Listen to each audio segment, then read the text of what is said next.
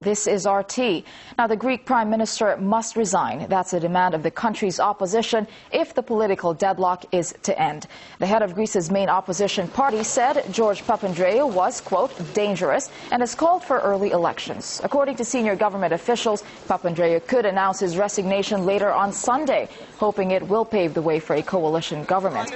Meanwhile, Athens is fast running out of time to implement a crucial EU bailout plan designed to save the country from bankruptcy. Let's talk more with Arjo Klammer, Chair of Economics at Erasmus University in Rotterdam. Mr. Klammer, if a new coalition is finally formed, do you think the EU bailout would be likely to go ahead as planned? Yeah, I don't see what difference that will make. The big problem that the Greek government has is to get its population behind its plan. And it doesn't seem that the people in Greece are all that willing to put up with all the measures that are taken and that are drastic indeed and will cause a great deal of suffering among many of them. Okay, well, right now the announcement that we're sort of waiting for is whether or not George Papandreou does step down. If he does resign in the next few hours, what will that mean exactly for the country and the EU? Do you think the Eurozone can survive this seemingly unending Greek crisis? I'm afraid that this whatever you want to call it, a political solution or not, will not do much good for the situation in Europe at large. Again, the Greek people are rather disturbed. Even though they say that they want to hold on to the euro, they don't want to hold on to put up with all the measures that are being imposed on them. So a new government may, for a few moments, create some solution for and give some space for new measures, but the resistance is building up. And then I see that the same thing is happening in Italy, where they also have to take measures that the Italians are not willing to live with. And so I don't see that they really have the measures, that the politicians have the measures and the instruments to control this crisis. All right, let's talk about how Greece can proceed. Do you think Greece can afford not to get the EU bailout money? Well, in order to get the the bailout money, they have to push on with these measures, which are drastic. It is what we economists call a cold turkey approach. It means cutting down, cutting off, reducing salaries, reducing government spending, causing a lot of hardship among the Greeks. That's what they have to put up with. That's the price they're going to pay for the euro. And whether the Greeks are willing to go along, that is can be doubted seriously. So if it doesn't work, and that's what all politicians understand, then there will be serious consequences, not just for Greeks, but especially for the banks that have a lot of agreed debt in their portfolio. And they might go bankrupt if the Greeks are going bankrupt.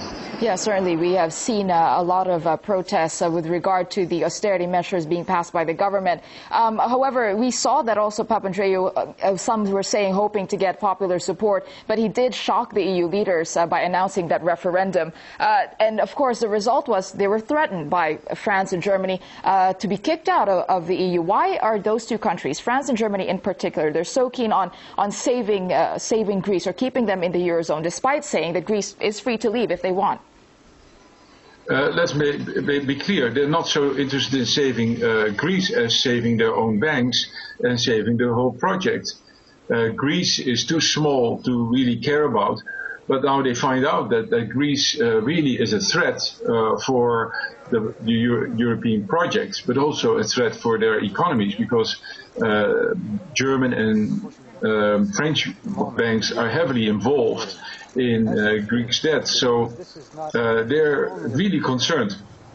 And so in this case they were so strict about it because they saw that the referendum would push the whole thing forward. There's a serious chance that the Greeks would say no, and that would be really the end of the whole rescue operation. Okay, earlier you brought up Italy, and again, let's bring up the word contagion that has been mentioned since the start of this crisis. What is your opinion on what is going to happen next? Italy, you mentioned. What about Portugal? What about Spain? What are your predictions on those? Well, we talk about Portugal, we even talk about France. Belgium is even mentioned as risky countries because of large public debt.